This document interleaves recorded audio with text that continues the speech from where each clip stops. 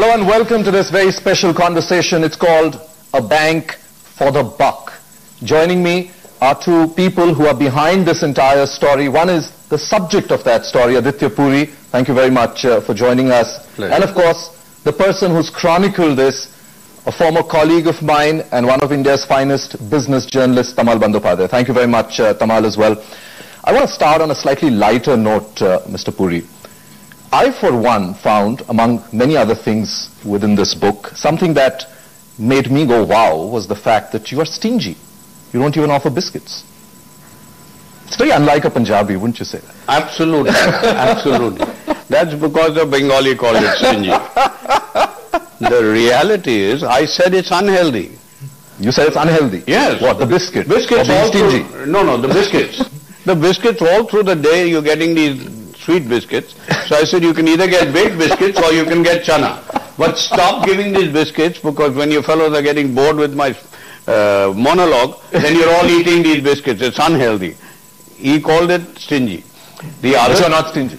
No, definitely not. You're not stingy personally or when it comes to the bank? Both. I'm cost conscious both personally and with the bank. So I think, okay, tell me, do you enjoy a mug, do you enjoy your coffee in a paper cup or a good mug that you are... I know, I believe you told employees bring your own cup. No, I said you'll enjoy your coffee better if you are having it in your mug. Tell me honestly, Vivek. No, I want an honest answer. Do you enjoy your coffee in a paper glass? No, I don't. Then what have I said wrong? I said you'll enjoy your coffee better, you'll save the bank some money also. Do you agree that chana and baked biscuits are better than those sweet biscuits? Let me ask Tamal that. Tamal, you must have interviewed him a few dozen times. You never got a biscuit? No, it's not like not dozen times. No. I just met twice. No, not for the book. I'm saying over the period of many years. That's when you were coming as a guest, no? But so he gave you a biscuit? Yeah, internally I. Or did you offer chana? But internally, they are. I think the housekeeping is very different. So yes, no biscuit unless it's a board meeting, and you want to have your coffee, bring your mugs. And they explained, actually, his CFO explained to me that I have 60,000 people, and if one has 3 cups of coffee a day, so 1.8 lakh cups a day multiplied by my 365. So what's the number? It's a staggering number, and the cost. So if I can save that, why not? So that's the kind of thing. Apart from, and do you believe that while I've talked about it in a lighter vein, but do you believe that it's that principle or that philosophy which has really gone deep down into this bank to make it what it is? No, I mean, this is a part of it, This is apart from the smartness and technology and products and people and talent pool of people, so on and so forth. Other part is, of course, the housekeeping, very tight housekeeping. It's a no-nonsense stuff. But what has made the bank, and I found it very different from others, are the 2 key things what I discovered while researching for the thing. One is this bank has redefined risk, concept of risk. There is a very fine distinction between perceived risk and real risk. For instance, broker financing is very risky. That's the apparent approach. But there is a bank which went whole hog for broker financing because it found that no, actually it's not risky. And why it is, you can read the book and figure out. Yeah. So that's one thing, redefining risk. Second thing I find is this. This bank does very ordinary things, very, very ordinary things, but the execution part is extraordinary. Aditya would not like me to say that. I don't think it's a pioneer in that kind of thing. It's very aggressive and he wants to do everything today. Not like that. Not like that. There's no adventure in this. It's a very it watches others to do. Just to give an example, post Lehman crisis, we find that most of the banks are closing down their personal unsecured loan business. They're shrinking their credit card portfolios, so on and so forth. And HDFC Bank, which were there, but certainly aggressively occupying that space, and it has become now the biggest retail bank. So here is a bank which does not do anything earth-shattering, out of the world things, but very ordinary things. Execution is extraordinary. I think these are the 2 key points of success. And of course, housekeeping is very different from others. Are you a risk-averse kind of a person, Aditya? Is that what comes across? No, absolutely not. Let me put it differently to what Tamal is saying. I think what we do, we're a bit like Apple. What we do is we work to a clearly defined strategy. And that strategy is dependent upon the market that we want to access. Now he can say that, we are not pioneers, but let's look at it differently. Who brought in centralized processing, distributed servicing, anytime, anywhere banking? We did. Or mobile banking, but that's not the important part the way I see it. Because that was easily replicable. Easily replicable. But which is the bank that went in first into the interiors and understood that in a poor country, priority sector lending is here to stay? So if you look at our product range and our distribution of branches linked with the ability to provide credit, collections, operations there. So if you look at two-wheelers, we are the market leaders. If you look at loan against gold jewelry, we are the market leaders. If you look at people lending to small shops, we are among the market leaders. If you look at tractors, if you look at light commercial vehicles, if you look at consumer durables, if you look cards into the interior, if you look at commodity loans. Now why is this? 70% of India lives in semi-urban and rural areas. Now if you want to be a large bank in India, you cannot ignore that. Superimpose on this that 50% of our GDP is consumption related, so you can't be out of the consumer business. Now, what do? We were way ahead. Even today, if you look at it, in terms of meeting our priority sector targets, in terms of having products and distributed into the interior, including we said we'll convert microfinance into sustainable livelihood and have 10 million families made self-sufficient over a 4-year period. I think this is innovation. So we may not do what is called sexy innovation, where you don't understand the risk. But innovation within the market that we want to access and the needs of the customers, I think we do very well. And that includes backing that up with service quality, exceptional service quality, which he calls execution, and a low cost.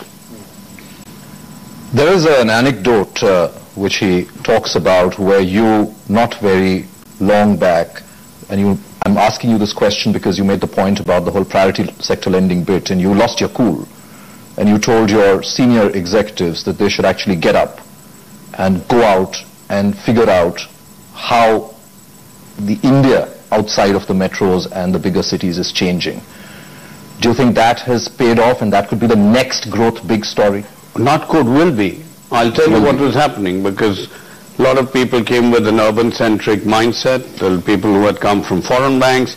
So I found we were not in Bihar, we were not in Jammu Kashmir, we were not in Orissa. And what did you actually say? That shake your warm ass? I said, take your warm little ass and go and find out what is there. And I meant it. I had been to Bihar and I had been to the Northeast, and I find some of my seniors hadn't been, and they said it's a risky area. Despite you being a city banker. Despite being a city banker, but I'm an Indian also. I'm an Indian also, and a good Punjabi at that also. And a Fauji kid. And a Fauji kid at that also. So I had been there and I said, go and see. Please don't manage from the 6th floor of Bank House. That's where your business is going to come from the future. If you don't participate in the priorities of the country, if you don't replicate its GDP, you're not going to be a large bank. You will not be able to increase your momentum. Find out what are their needs, what is the business we can do there. Will our model of centralized processing, distributed servicing work, or will it need alteration that you would have to add scanning to it, otherwise you would not have the turnaround time. Learn, don't bet the bank, but be there I will. Now you figure out how you're going to reconcile your ideas with mine, but take your warm little ass there, spend time, I'm telling you what is there, prove me wrong, otherwise go and do it. And you saw a fairly significant increase in your Absolutely. priority sector lending. The numbers are there. I don't want to get into that, but that's increased. We will in the next 12 months or maybe 18 months meet every category, every subcategory. And I don't see this as an imposition any longer. It's a major business opportunity for us. Is it the next big thing? Absolutely. Absolutely. That's where 70% of India is. That's where even the politicians, if they want to continue and if they want democracy to continue in this country, will have to focus. You will have to change the agricultural laws. You will have to change the supply chain. You will have to get more infrastructure in there. You will have to become prosperity and bring a convergence between Bharat and India. And we have not lost any money. We're there. We're growing. Our experience in Bihar and Northeast is fantastic. So you will continue to be the 31% man. I don't know about the 31%. This is the opportunity and we've not even touched it. Well, we will continue to grow. I'm listed on the New York Stock Exchange, so I can't agree or disagree with the projections you're making. I'm not asking you next quarter. I'm saying 5 years, 10 years. Over the 5-year, 10-year period, this is the best time for HDFC Bank. I'm telling you, Vivek, next time you drive from Chandigarh to Amritsar, I'm telling you, you will see HDFC Bank more often than you see Airtel. So next 5 to 10 years, you continue to see the same kind of scorching growth. We will. I can't give you the figure, but I'm not asking you the figure, but the same scorching growth. I say prospects are exceedingly bright, not only because what has happened in the country, but what we have done. Now we have changed our operations, we have changed our delivery channels, we've changed our product range, we've put our product sales teams in place. All of our factories in there, we just have to roll product through it. And we've tested it out and we know what works. So we have a virtual PC because that requires lower bandwidth. We've got appropriate data warehousing as well as repository because I can turn around between having his information and his behavior with us, which we can analyze. Let me put the question a little differently. You have in close to 2 decades grown in a certain way. Let's keep the numbers out. Right. If this is the Bharat that you're talking about, then clearly there is a bigger opportunity than what you've achieved till now? I think so. All right. Tamal, you would have spoken to a fair number of his colleagues, and there are anecdotes again there about the fact, and I'm sure he doesn't like it, the fact that he's still referred to as those city bankers. Do you feel somewhere the bank has been able to make its own Indian culture? I'm sure the biggest compliment he would get someday is HDFC banker. Yeah, you know, I think that it has got its own culture. That you know, this bring your own mug is not a Citibank culture. So what happened is this. I know I did not only speak to his colleagues. I spoke to many outsiders, the corporate borrowers, investors, and his contemporaries in other segments, in other parts of the world as well. So what I found is this: when Deepak Parekh chose this man to head the bank, there were about a dozen odd people, and most of them from foreign banks, Citi, UBS, so on and so forth. They came, they were in their 30s and their 40s, and they left their cushy job, their fancy cars, their large flats in tony localities in Mumbai. They settled for any 118, much lower salary. But there's one driving passion, that is the passion for excellence. So that's what the uniting factor. I think, was there no ego hassle? I think there was a problem. You outlined quite a few instances. Yeah, there were. But it's bound to happen. When you have a group of motley crowd, it's bound to happen. But to Aditya's credit, I think he has given them enough freedom to do their own way within certain parameters. And in that process, I would not call HDFC Bank as a Citibank of India. HDFC Bank has got its own culture that reflects in its products range, that reflects even the other would you call it stingy or conjuice, that reflects in his work culture. And of course, Aditya, I think he puts up a very brave front, a very aggressive man and all, but I don't think he's that, he's not adventurous at all. He puts up that's a put on, that's a mask he wears. But when you see, when it comes to risk management, he has this gatekeeper, Parish Kupankar. And he's not risk averse, but he's the most meticulous man when it comes to risk. So, it's a very different culture. But one thing, Vivek, I think in banking, no bank has ever failed in the world because of technology and because of manpower and so on and so forth. The bank failed because it does certain things which it should not do. So in banking, it is more important what you don't do than what you do. I think that is the culture of HDFC Bank. HDFC Bank knows very well what you should do and what you should not. So if you, one line, the tag is this bank knows that very well. So that's the key to the success. And that's its culture. That I know what I can't do, I should not do.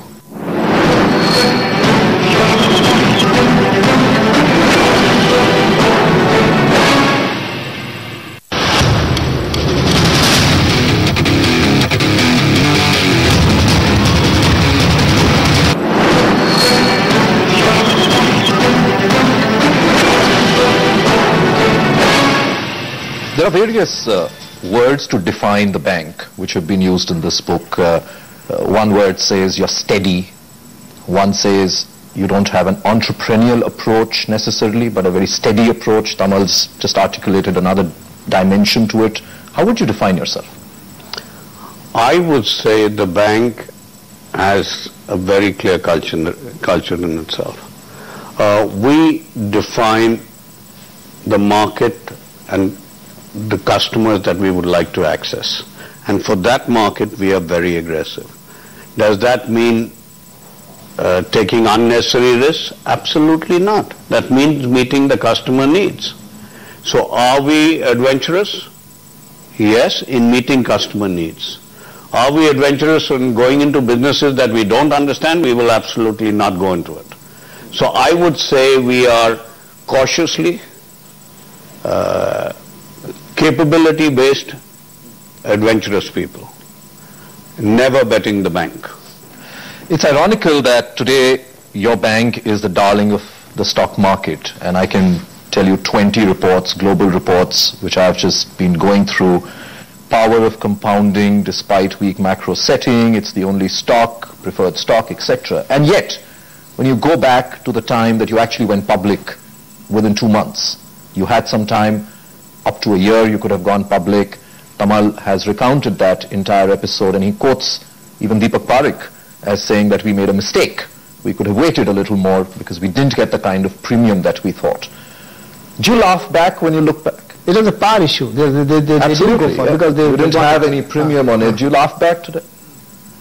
I'm sure it worried you that time because you gave up a very good job and perhaps betting on the stock of the company personally, I'm saying from a value point of view, was what you're... Today, do you look back, does that weigh on you, the fact that you are the most sought after, or at least one of the most sought after stocks in this country? No, it doesn't. If your question is, would I change anything? I've had a ball. I think most people, when you're going back to your early questions, who work with HDFC Bank feel they're having a ball because it's open, professional, and there's integrity. It's nobody's bank. I'd ask Tamal to add to that. This is nobody's bank. This is not my bank. This is a bank of all 60,000 of us. This is an Indian bank run by professionals and will be run by other professionals going forward. So, do I look back and repent? No, I had a ball. I'm not laughing. I'm thankful to God. Maybe I'm laughing at those fellows who were laughing at us when we started. But that's only being vicious. Is the weight of it a lot, Aditya? None at all. The fact that people have come to expect that this bank can do no wrong, is that not a weight which worries you? Not really. It's been not really. I got Paresh to do the worrying, so you can ask Paresh that question. But within that, not really. See, I have, Vivek, you've talked to me a number of times before. I have maintained that financial services in India is the best opportunity globally. Demand exceeds supply. And if you're in a market where demand exceeds supply and you have good execution, I don't think then it weighs on you. I would have a problem if I saw that equation had changed. But if that equation doesn't change, I don't see great reason to worry.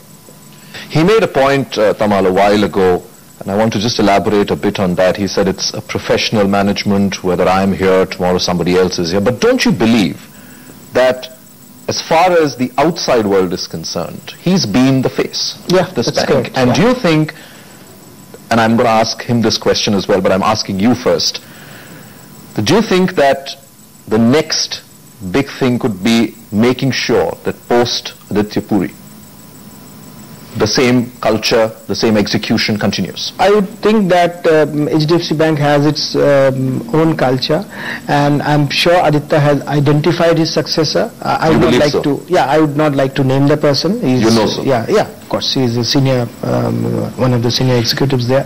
So it will be smooth, and that person is one of the founders, a member of the founding team. So I think as and when that happens, the baton change will be smooth, and it will be work as usual. I don't think Aditya would look for a search committee and look for somebody else, another foreign banker to take over the mantle once he leaves. I think one of his senior colleagues will do that.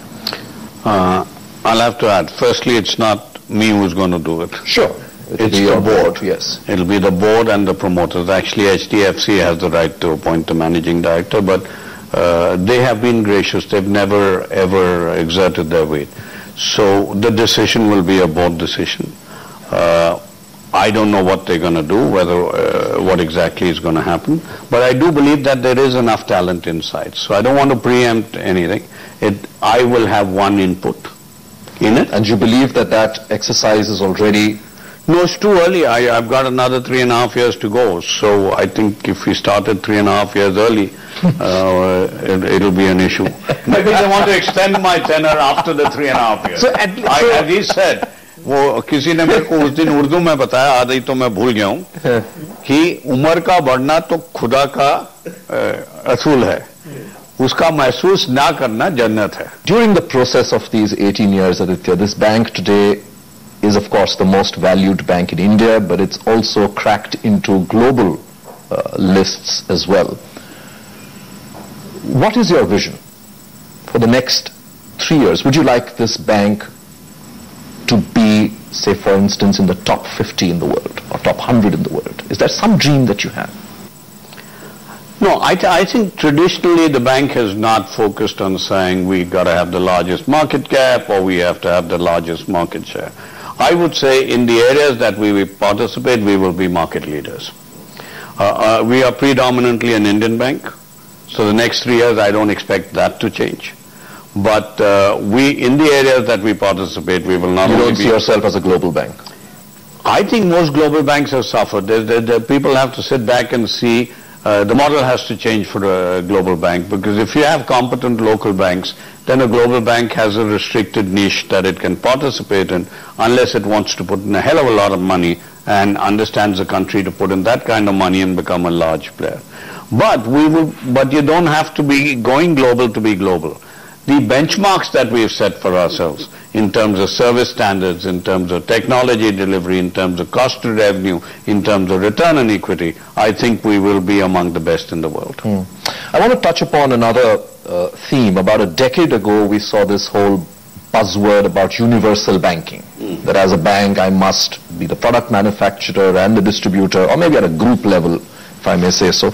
A lot of people did that, you did that too. So you must have your own insurance arm, your own mutual fund arm, your own investment banking arm, securities arm, etc., etc., etc. Do you believe at the end of it, or I think that fad is over now. Then of course we saw the whole retail boom, and you were perhaps the only one which came out fairly unscathed out of that. What is, according to you, the next big thing? You've already talked about the whole rural story, which in itself is huge, as you mentioned. What, according to you, is the next big thing as far as a bank is concerned? First of all, do you believe that that whole thing of this whole universal banking concept really worked? See, I think it wasn't so much the universal banking that failed. What really failed was the business plan and everybody associated with it, including the regulators. So you had a situation where you went into products that you didn't understand the risk. You didn't understand who was managing the risk. So if you take the old paradigm, it used to be the central banker was taking the risk. Most of the